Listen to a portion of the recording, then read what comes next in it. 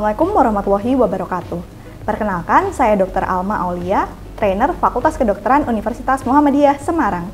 Pada pertemuan kali ini, kita akan mempelajari mengenai pemeriksaan fisik toraks pada anak. Tujuan pembelajaran, mahasiswa dapat melakukan dan menerapkan pemeriksaan toraks pada anak dengan benar. Baik, setelah kita melakukan anamnesis dan inform consent kepada ibu pasien atau orang tua pasien, selanjutnya saya akan mencuci tangan dan mempersiapkan alat. Sementara itu, pasien bisa dipersilahkan untuk naik ke bed dan membuka bajunya. Cuci tangan.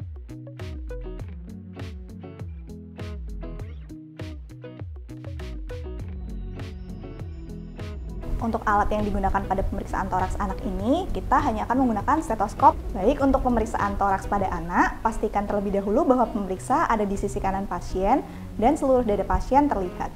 Pemeriksaan toraks ini terdiri dari pemeriksaan inspeksi, palpasi, perkusi, dan auskultasi. Sebelum pemeriksaan toraks anak pada pasien, sebelumnya kita periksa terlebih dahulu keadaan umumnya. Apakah anak tampak sesak? Apakah ada postur tertentu seperti tripod position? Adakah nafas cuping hidung? Apakah tampak sianosis pada bibir? Apakah ada penggunaan otot bantu pernafasan? Dan apakah ada clubbing finger atau edema pada ekstremitas anak? Yang pertama, kita akan menginspeksi terlebih dahulu bentuk dada pada anak. Di sini dilihat bentuk dadanya dari diameter laterolateral dan juga diameter anteroposteriornya. Misalnya, diameter anteroposterior itu kurang dari diameter laterolateral. Nah, di sini juga dilihat apakah ada kelainan bentuk dada seperti pectus carinatum, pectus excavatum, ataupun barrel chest.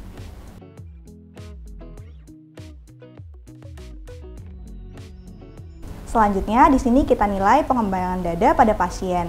Apakah hemitoraks kanan dan kirinya mengembang simetris kanan dan kiri. Selanjutnya, di sini yang kita nilai adalah retraksi. Retraksi dapat dinilai pada suprasternal, supraklavikular, interkostal, substernal maupun subkostal.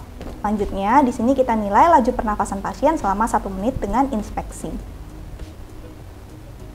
Selain laju pernafasan, di sini kita juga menilai pola pernafasan pada pasien. Apakah abdominotorakal ataupun torakoabdominal. Pada anak-anak yang lebih muda, pernafasan abdominotorakal itu lebih umum. Selain itu, kita juga menilai apakah ada pola pernafasan yang abnormal, seperti chain stroke, Kussmaul, ataupun Biot. Selanjutnya, kita lakukan palpasi untuk menilai pengembangan dada. Di sini, meletakkan ibu jari pada medial dan jari-jari yang lain pada margu costa.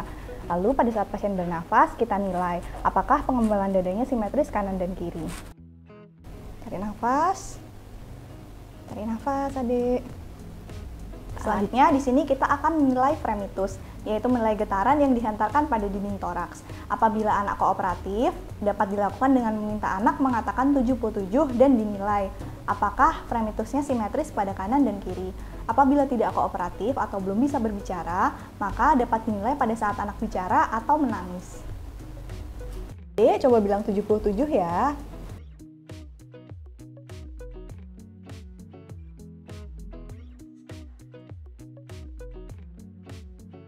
Selanjutnya, kita lakukan perkusi dengan menggunakan jari tengah tangan kanan yang mengetuk jari tengah tangan kiri dengan gerakan yang spontan dan cepat dengan menggunakan pergelangan tangan kanan sebagai pivot atau penumpu.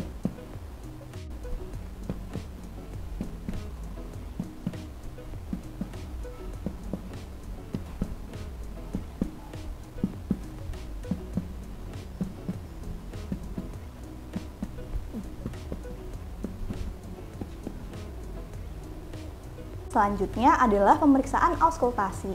Di sini kita akan mendengarkan suara dasar paru pasien dengan menggunakan stetoskop. Di sini kita nilai apakah suara dasarnya vesikuler, apakah suaranya melemah atau menghilang, adakah suara tambahan seperti ronki, rales, atau wheezing.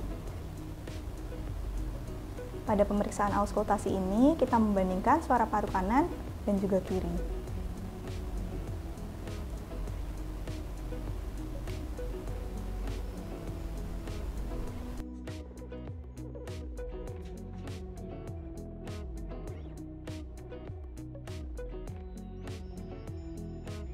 Kita melakukan pemeriksaan yang sama pada toraks bagian posterior. Pada pemeriksaan toraks posterior, apabila pasien sudah kooperatif, bisa diminta juga untuk menyilangkan kedua tangannya pada bahu. Pada pemeriksaan toraks posterior, kita lakukan inspeksi sama seperti pada toraks anterior, ditambah kita lihat apakah ada kelainan tulang belakang seperti skoliosis. Lalu kita nilai juga warnanya apakah sama dengan sekitar. Selanjutnya kita palpasi pada toraks posterior, dan kita lakukan pemeriksaan stem fremitus juga. Dan kita nilai lagi fremitusnya bagian kanan dan kiri apakah simetris.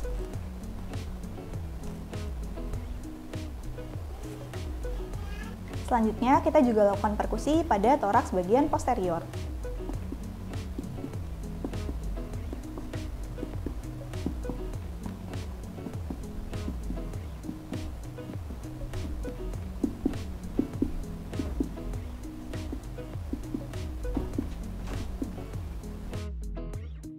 Selanjutnya, kita lakukan auskultasi pada dinding toraks posterior.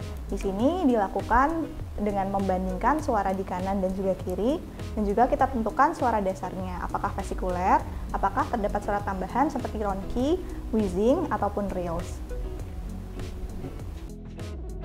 Baik, setelahnya kita akan lakukan pemeriksaan toraks jantung pada pasien.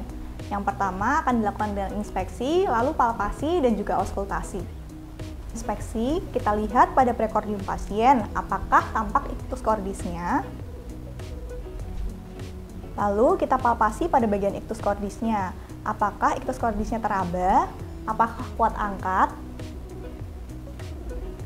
Selanjutnya, kita akan melakukan palpasi trial pada katup-katup jantung. Di sini dengan menggunakan telapak tangan atau basis jari-jari.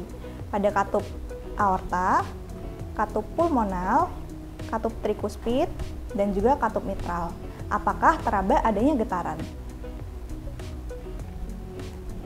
Selanjutnya, di sini akan kita lakukan auskultasi. Auskultasi di sini bisa menggunakan baik bel maupun diafragma stetoskop, di mana bel dapat digunakan untuk mendengarkan suara dengan frekuensi yang lebih rendah, dan diafragma dapat digunakan untuk mendengarkan suara dengan frekuensi yang lebih tinggi. Di sini kita nilai pada tiap-tiap katup jantung. Selanjutnya, di sini kita akan mengauskultasi suara jantung pasien. Di sini dilakukan pada tiap-tiap katup jantung pasien. Yang pertama, pada katup aorta, didengarkan suara jantungnya sambil dinilai suara jantung 1 dan suara jantung 2-nya sambil mempalpasi pada arteri radialis. Yang pertama pada katup aorta, lalu katup pulmonal, katup aorta dan katup pulmonal kita menilai apakah suara jantung 2 lebih besar daripada suara jantung 1, apakah terdapat suara tambahan seperti S3 galop, S4 atau murmur, apakah suara jantungnya reguler. Jika ditemukan murmur, kita harus menilai punktum maksimumnya, lokasi di mana bising paling terdengar, fase bisingnya apakah pada sistol atau di diastol, intensitas bisingnya, penjalaran atau kualitas bising jantungnya juga.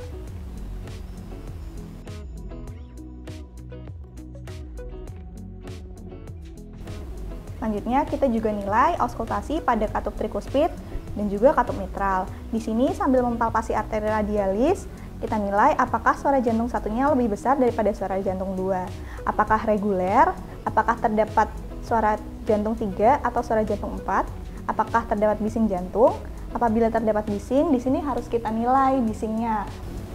Baik, alhamdulillah untuk pemeriksaan fisik toraks pada anak sudah selesai dan akan kita lanjutkan dengan pemeriksaan fisik lainnya. Wassalamualaikum warahmatullahi wabarakatuh.